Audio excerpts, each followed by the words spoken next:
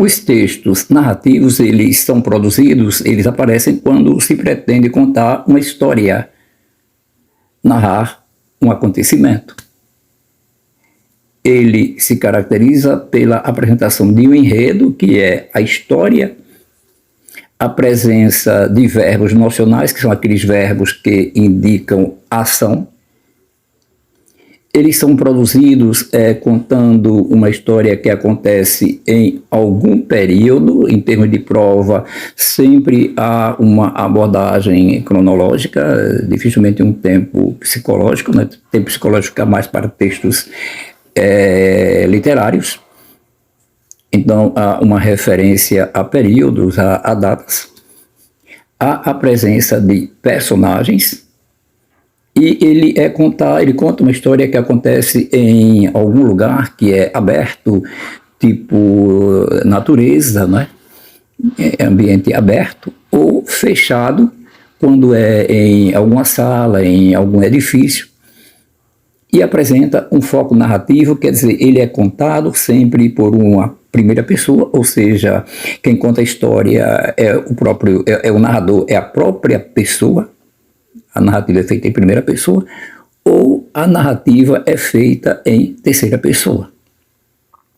Como exemplo de textos narrativos, nós temos as notícias, muita atenção às notícias em prova, os diários, os contos e os romances. Então, esses são os principais aspectos relacionados à apresentação de textos narrativos em prova de concurso.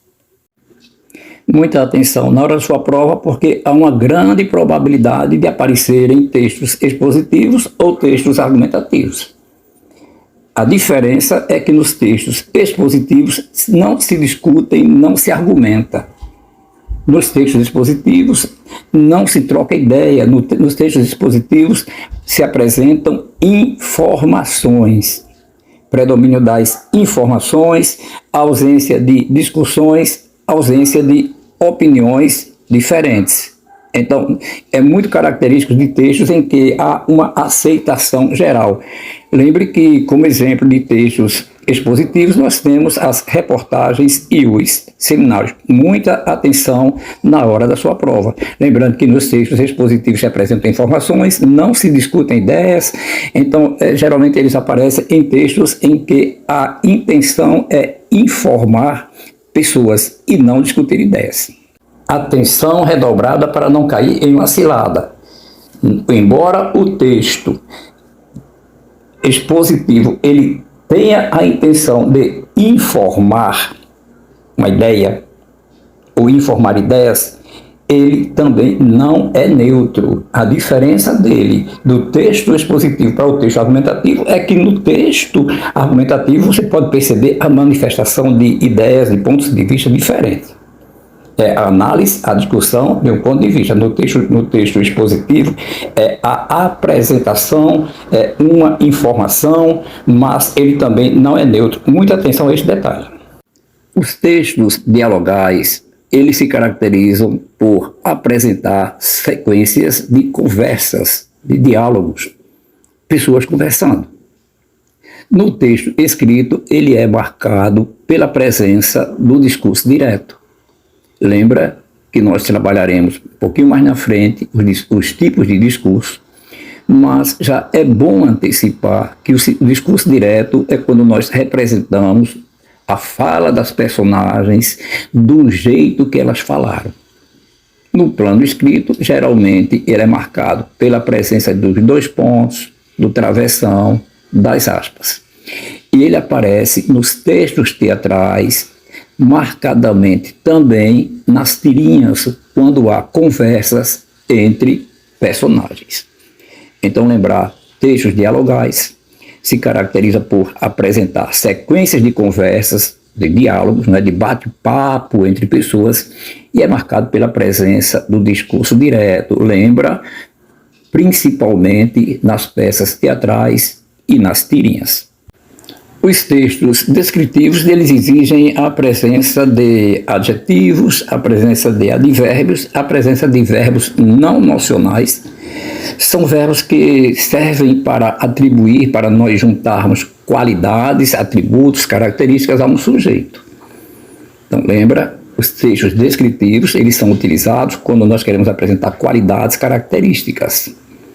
Predominam adjetivos, aparecem advérbios, e os verbos que aparecem são verbos não nocionais, ou seja, verbos que não indicam ação, mas estão associados a estados, a atributos do sujeito.